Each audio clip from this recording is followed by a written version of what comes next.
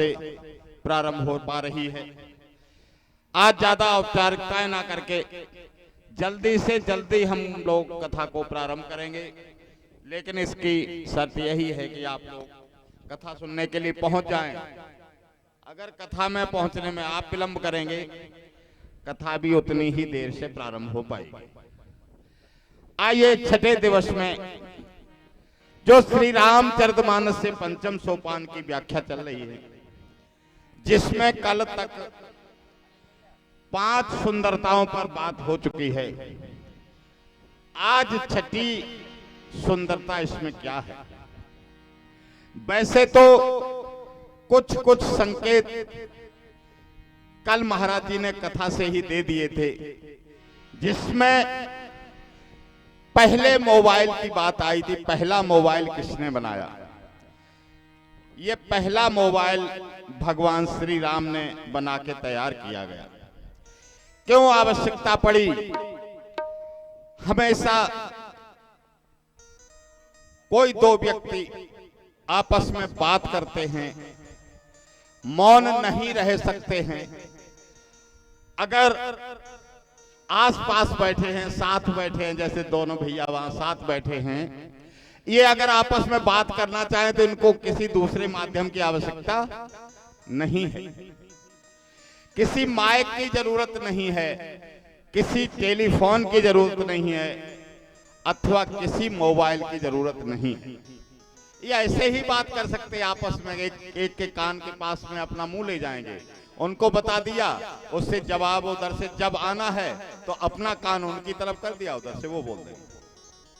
लेकिन जब पता है कि हम कहीं दूर हैं, चाहे 1 किलोमीटर दूर हैं, चाहे 100 मीटर दूर हैं, और आजकल तो ऐसा हो गया है महाराज कि घर में हर व्यक्ति के पास मोबाइल है, और बराबर वाले कमरे में पत्नी है, और उसी के महाराज जी ने भी कल बताई थी कि ऐसी इस रामचरितमानस की सुंदरता यही है कि जगत में जितनी भी बातें हैं, छहो शास्त्र सब ग्रंथन को रस, वेदों का तत्व, उपनिषद, जो कुछ भी साहित्य लिखा गया है, चाहे वो भगवान के लिए लिखा गया है, चाहे वो अपनी प्रेमी प्रेमिका के लिए लिखा गया है, चाहे वो एक मित्र का दूसरे मित्र के लिए लिखा गया है, अथवा तो एक शत्रु का किसी दूसरे शत्रु के साथ लिखा गया है।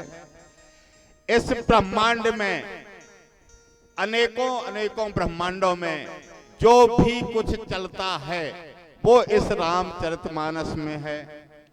कुछ बिल्कुल स्पष्ट है और कुछ सांकेतिक भाषा में है। जैसे यही कल का हमारा जो प्रसंग था मोबाइल वाला, ये स्पष्ट इसका नाम देकर के नहीं कहा गया है, लेकिन पूरा का पूरा विश्लेषण महाराज जी ने करके दिखाया है कि ये मोबाइल कब से प्रारंभ हुआ। आइए आज 6ठम दिवस में प्रयास करते हैं कोई छठी सुंदरता हम और आपको दिखाई दे जाए। क्या सुंदर चीज है। आइए, हनुमान जी लंका में गए हैं। लंका में अन्य लोगों से मिलने के साथ विभीषण जी से मिले हैं। विभीषण जी का जो घर है,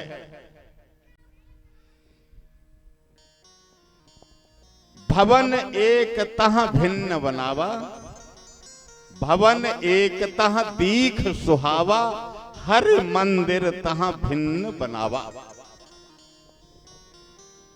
भिन्न घर है, और भिन्न कैसे है कि रामायुध अंकित ग्रह, अर शोभा बरनि न जा,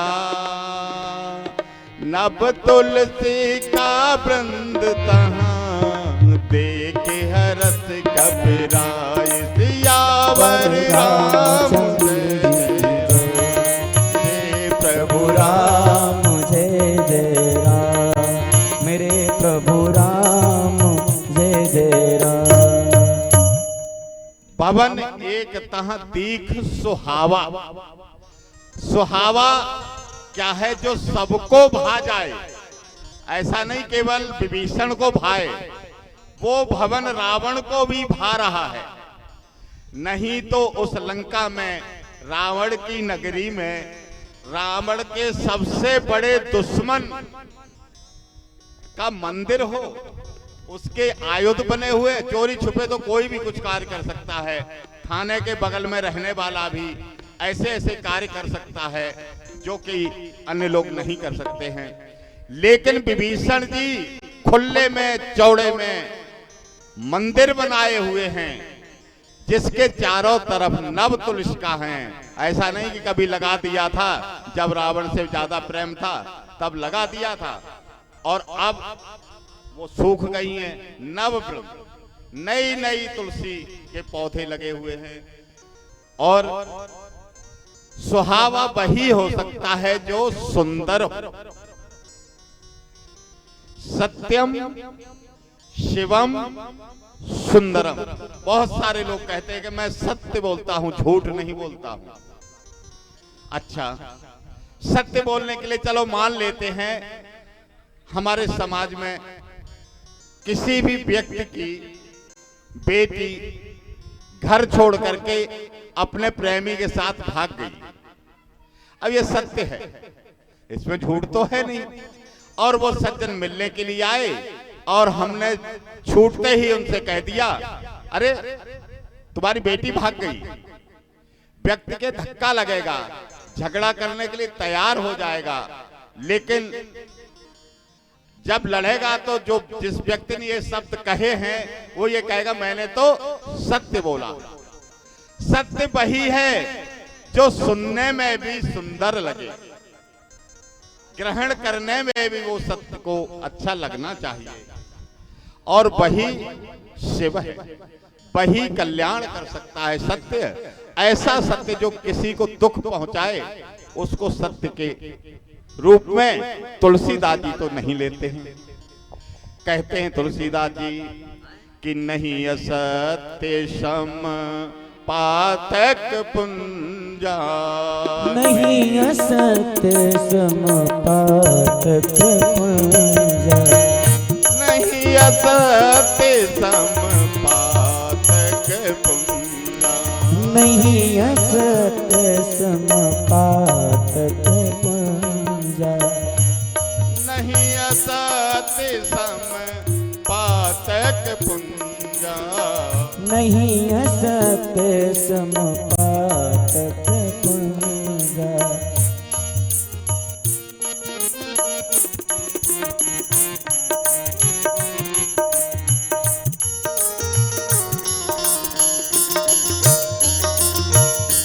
गिरि सम होई की कोटिक सम होई के कोटिक गुंजा, गिरि सम होई की कोटिक गुंजा, गिरि सम होई के कोटिक गुंजा। सत्य, सत्य अगर हमारे लिए पुण्य है तो असत्य बहुत बड़ा पाप है। हनुमान जी लंका में जहां तहां जाकर के देखते हैं, भक्ति रूपी सीता जी कहीं दिखाई नहीं देती हैं। लेकिन जब विभीषण जी रास्ता बताते हैं तो सीता जी के पास पहुंच जाते हैं। राम नाम की मुद्रिका, पांचवें सुंदरता के रूप में भगवान की वो मुद्रिका सीता जी को ग्रहण कराते हैं और रावण के बगीचा में तोड़ फोड़ मचा देते हैं, फल खाते हैं, पेड़ों को उजाड़ते हैं और जब रखवाले मारते हैं तो सारे रखवालों को हनुमान जी मारकर भगा देते हैं। रावण अक्षय कुमार को भेजता है, अक्षय कुमार का भी वध कर देते हैं। फिर मेघनाथ को भेजा जाता है। रामचरितमानस में आता है, पहले रावण भट्ट भेजता है, फिर सुभट भेजता है, फिर महाभट्ट भेजता है और अंत में दारुण भट्ट मेघनाथ को भेजता है, लेकिन हमारे हनुमान जी सबको भटाभट कर देते हैं।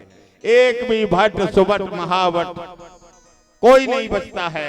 लेकिन एक बहुत सुंदर यहाँ पर छठी सुंदरता को तुलसीदास जी ने ऐसे पिरो दिया है जैसे अंगूठी के अंदर नगीना को पिरो दिया जाता है। हनुमान जी को कोई बांध नहीं सकता है।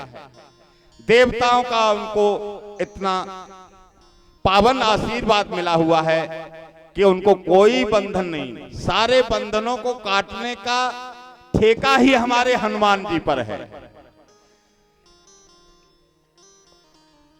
किसी भी बंधन से छुड़ाने के लिए जो सतवार पाठ कर कोई, छूटे ही बंद महासुख होई।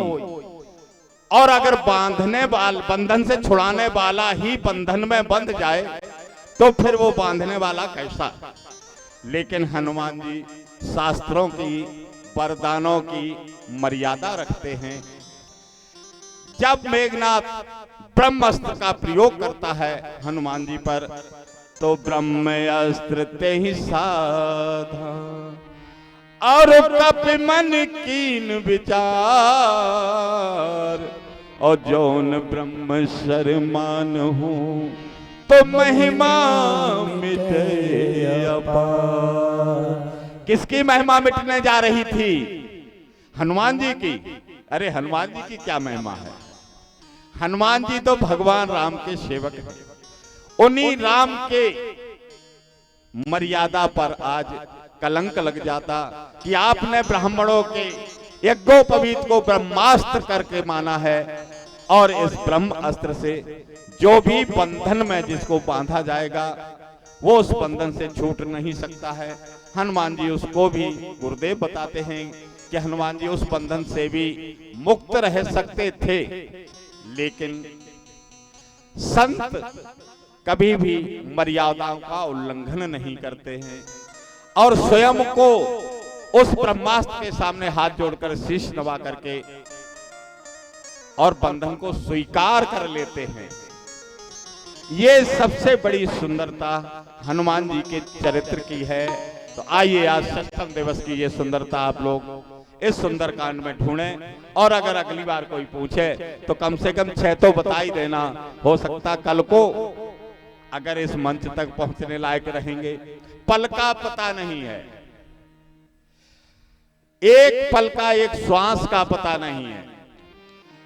किसी कवि ने लिखा है कि पल से पल में क्या हो जाए, इस माटी भरे शरीर का कुछ पता नहीं तकदीर का। हम लोग परसों की व्यवस्था बनाए रहते हैं, लेकिन परसों तक का पता नहीं कि हम परसों तक चलेंगे कि नहीं चलेंगे। लेकिन भगवान की ऐसी कृपा है। देखिए एक छोटा सा प्रसंग जोड़ करके एकदम से लखन बाबू के समक्ष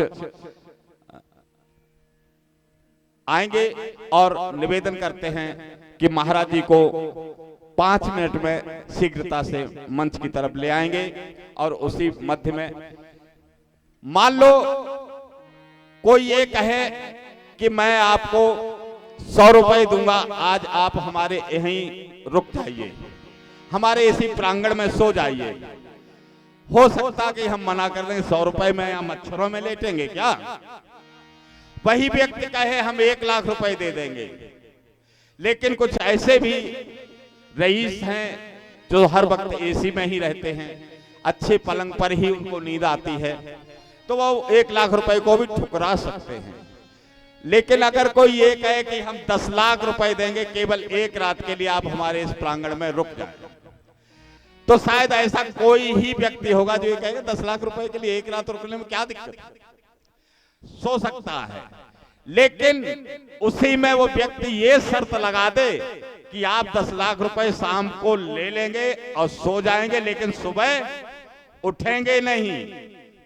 ये शर्त है कि आप यहां से सुबह उठेंगे नहीं, उठने से पहले आपकी मृत्यु हो जाएगी, ये इसमें शर्त है। तब भी क्या हम लोग 10 लाख रुपए लेके सो सकते हैं? कोई अगर इस प्रांगण में ऐसा व्यक्ति जो हाथ उठा दे कि हाँ 10 लाख रुपए हमें मिल जाए और सुबह चाहे हम जिंदा बचें चाहे ना बचें, ऐसा शायद ही कोई होगा। लेकिन भगवान क्या करते हैं, हमें हर रोज सोने के बाद दोबारा से जगा देते हैं, जिंदा कर देते हैं। इसका मतलब है कि हमारे ऊपर भगवान जो कृपा करते हैं वो 10 लाख से भी ऊपरी का कीमती है। और ऐसे भगवान को 24 घंटे में हम एक घड़ी भी अगर नहीं याद कर सकते हैं तो हमारे जीवन को धिक्कार। आइए हम अपनी वाणी से, आप लोग अपनी वाणी से ये ध्यान रखना कि अगर प्यास लगी हुई है तो मेरे पानी पीने से आप लोगों की प्यास बुझने वाली नहीं है। आपको अपने हिस्से का पानी पीना ही पड़ेगा। अगर हमें अपनी वाणी शुद्ध करने के लिए यहाँ से भगवान का भजन करना है तो सामने बैठ करके आपको भी अपने हिस्से का भजन करना ही पड़ेगा। हमारे लखन जी एक सुंदर सा भजन सुनाएंगे, प्रयास करें कि आप लोग भी उनके साथ साथ में गुनगुनाएं।